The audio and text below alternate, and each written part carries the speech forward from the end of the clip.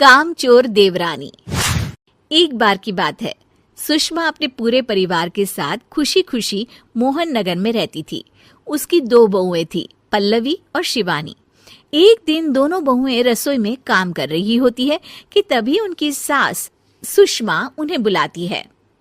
अरे बहू, जरा इधर तो आना। शिवानी, जरा जाकर देखना सासू माँ क्या कह रही हैं। दीदी आप ही देख लो ना जाकर, आपको भी तो सुनाई दे रहा है। अरे मैं आटा गूंद रही हूँ ना, तुम चली जाओ। हाँ तो मैं भी तो सब्जी काट रही हूँ ना दीदी। अरे बहू जल्दी आओ। ओह, ये तो जाएगी नहीं, मैं ही जाकर देखती हूँ कि क्या करना है। पल्लवी सुषमा के कमरे में जाती है। जी मम्मी जी, क्या हुआ? शाम को घर पर कुछ मेहमान आने वाले हैं, तो तुम अच्छा सा खाना बना लेना बहू। ठीक है मम्मी जी, आप बता दीजिए क्या क्या बनाना है और कितने लोग आ रहे हैं। सुनील की मौसी जी और उनका पूरा परिवार आ रहा है। कुल मिलाकर 3 लोग और हमें मिलाकर हुए 9 लोग। तो अभी से ही तैयारी करना शुरू कर दो। और हाँ, घर की सफाई भी कर देना, हाँ अच्छे से। जी मम्मी जी, सब काम हो जाएगा, आप चिंता मत कीजिए। पल्लवी शिवानी को घर में मेहमान आने वाले हैं इसके बारे में बताती है। क्या 9 लोगों का खाना बनाना होगा, घर की सफाई करनी है? बाप रे, सासू माँ ने तो हमें घर की नौकरानी ही समझ कर रखा है। ऐसा नहीं बोलते शिवानी, हम इस घर की बहू हैं और घर के काम करना हमारा फर्ज है। दीदी तो है ही सासू माँ की चमची, जब देखो सासू माँ सासू माँ। मैं तो इतना सारा काम नहीं करने वाली। शिवानी कपड़े लेकर गमला साफ कर रही होती है और चक्कर आने का नाटक करने लगती है। मेरा सर चकरा रहा है। तभी वहां पल्लवी और सासू माँ जाते हैं। अरे बहू, क्या हो गया तुम्हें? मम्मी जी, बहुत तेज सर में दर्द हो रहा है। तुम एक काम करो शिवानी, आराम कर लो।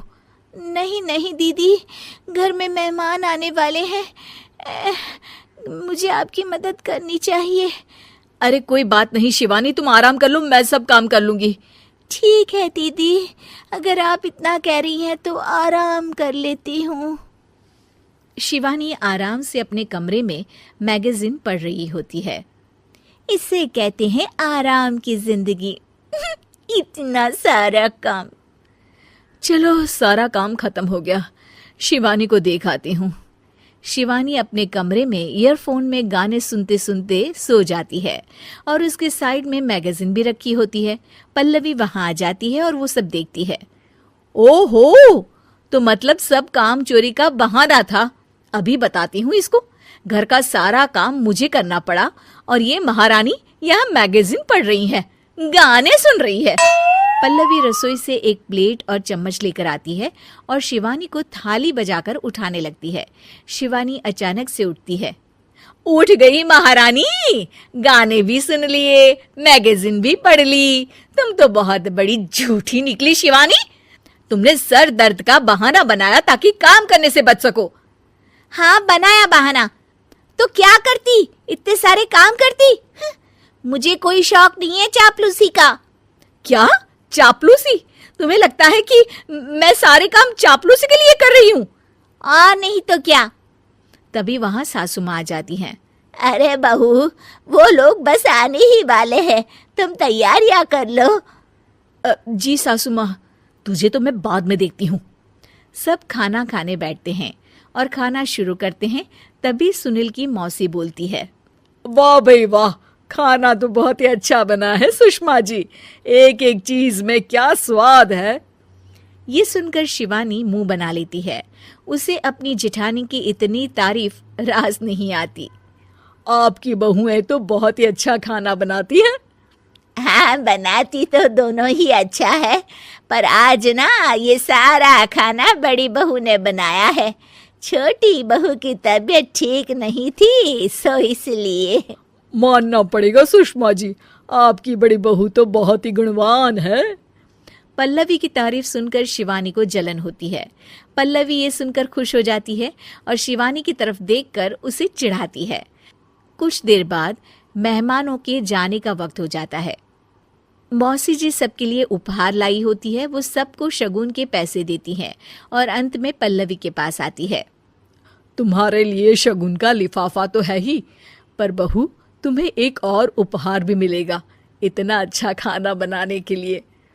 मौसी अपने सोने के कंगन निकालकर पल्लवी को पहना देती है। ये लो, ये मेरे मनपसंद कंगन है, अब से ये तुम्हारे हुए।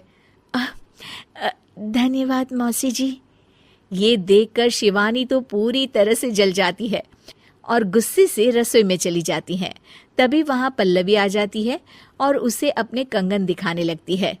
देवरानी जी, अब आपका सर दर्द ठीक तो है ना? मुझे लगता है कि अब सर दर्द शुरू हो गया होगा आपका।